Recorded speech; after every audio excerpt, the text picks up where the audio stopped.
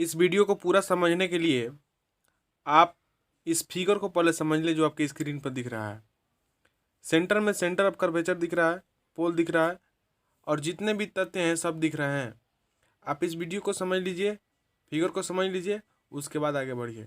धन्यवाद। Hello guys, आप सभी का एक बार फिर से वेलकम है हमारे यूट्यूब चैनल पे। दोस्तों, आज का मेरा वीडियो कंपटीशन एग्ज़ाम से जुड़ा हुआ है। जैसा कि आपने मेरा पिछला वीडियो देखा होगा, प्रकाश से जुड़ा हुआ था। बहुत लाजवाब वीडियो रहा मेरा प्रकाश से।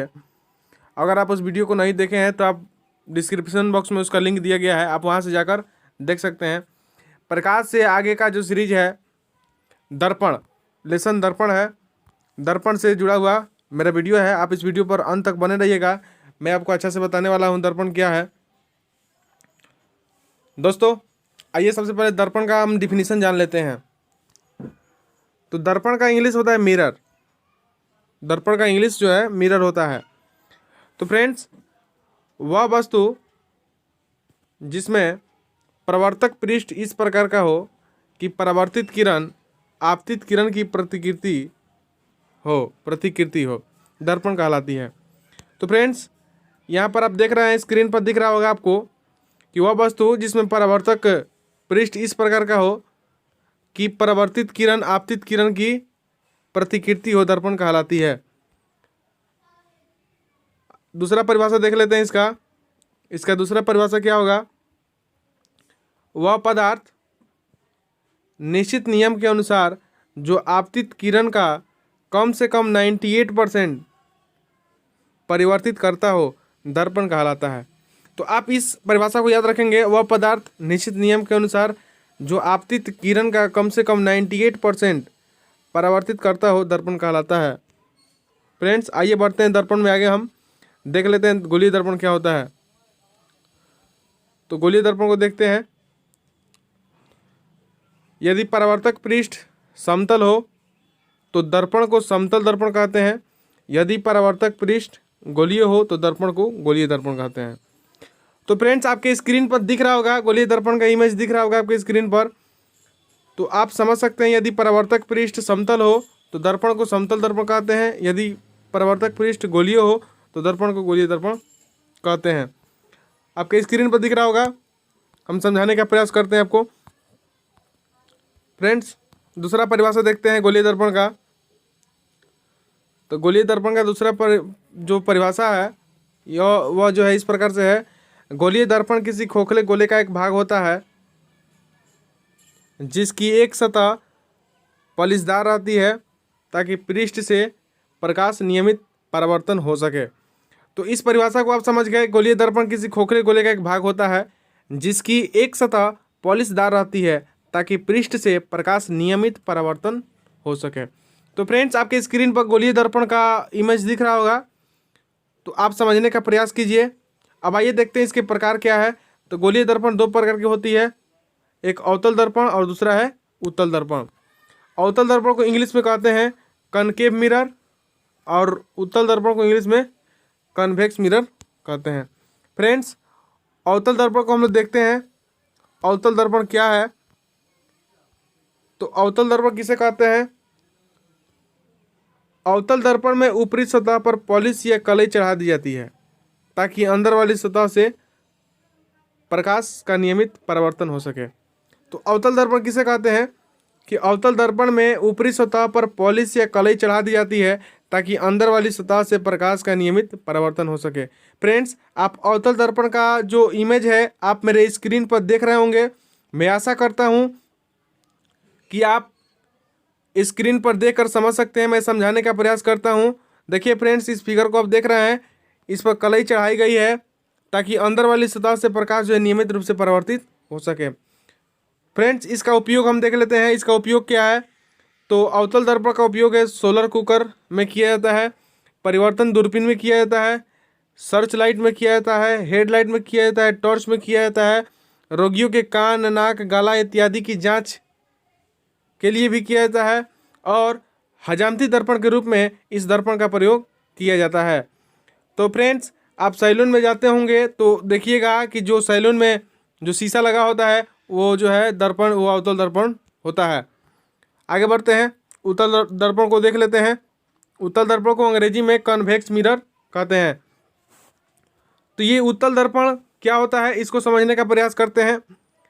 उत्तल दर्पण में भीतर वाली सतह पर पॉलिश या कलई चढ़ा दी जाती है। उत्तल मतलब उठल समझिए, उठा हुआ रहता है, और भीतर वाली जो परत होती है उस पर कलई या पॉलिश चढ़ा दी जाती है ताकि ऊपरी सतह से प्रकाश का नियमित परिवर्तन हो सके। तो फ्रेंड्स, आप उत्तल दर्पण का इमेज आपके स्क्रीन पर दिख रहा होगा, आप इसे देखने का प्रयास कीजिए, समझने का प्रयास कीजिए। उत्तल मतलब उठल से याद रखिए, उत्तल मतलब उठल, ऐसे उठा है और इसके अंदर का सतह जो है कलई किया गया है। आप स्क्रीन पर देख रहे होंगे, आपके स्क्रीन पर दिखाया जा रहा है। इसका उपयोग देख लेते हैं। उत्तल दर्पण का उपयोग मोटर गाड़ी के साइड मिरर के रूप में किया जाता है, यानी कि जो वाहन होता है उसके साइड मिरर के रूप में उत्तल दर्पण का प्रयोग किया जाता है। फ्रेंड्स, ये अब दर्पण जो हम लोग पढ़ रहे हैं, उत्तल दर्पण, इससे जुड़ा हुआ कुछ परिभाषा है, उसको हम लोग देख लेते हैं। तो यहाँ पर मैंने हेडलाइंस बनाया है, गोलीय दर्पण से संबंधित कुछ परिभाषाएं।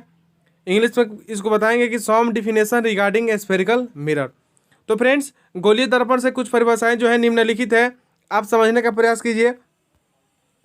वक्रता केंद्र, centre of curvature. Centre of curvature क्या होता है?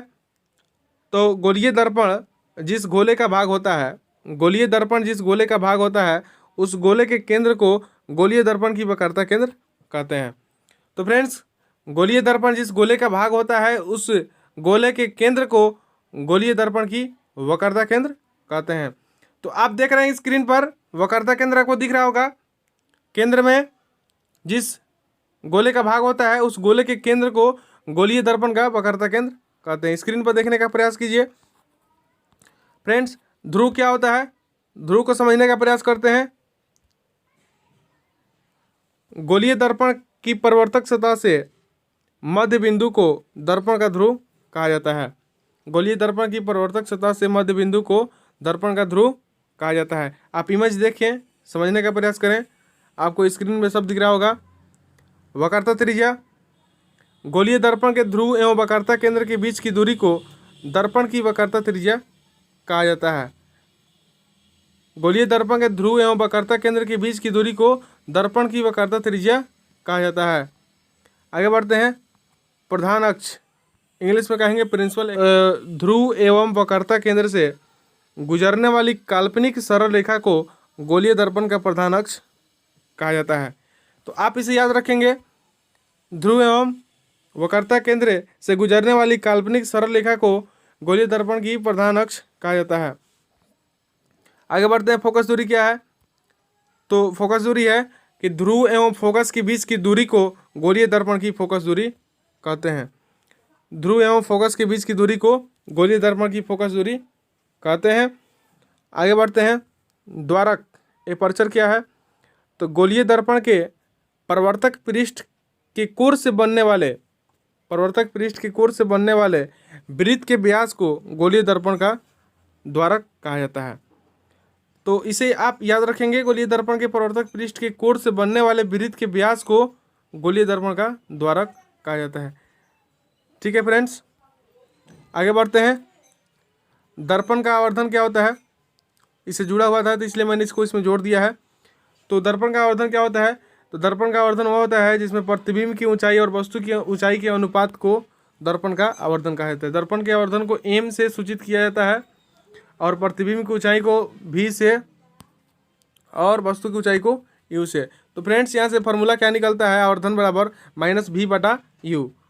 तो यहाँ से क्या हो जाएगा? माइनस भी बटा यू से, तो माइनस भी बटा यू से हो जाएगा, यानी कि प्रतिबिंब की ऊंचाई बटा वस्तु की ऊंचाई, प्रतिबिंब की ऊंचाई बटा वस्तु की ऊंचाई। आगे देखते हैं फ्रेंड्स, गोलीय दर्पण की फोकस दूरी। तो गोलीय दर्पण की फोकस दूरी के लिए सूत्र क्या होता है?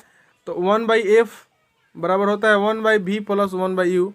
प्लस में है तो या तो इसको पहले लिखे चाहे इसको पहले लिखे, बात क्या है सेम है। आपके स्क्रीन पर इसका फार्मूला दिख रहा होगा, मैं आशा करता हूँ कि आप इसे समझ लेंगे।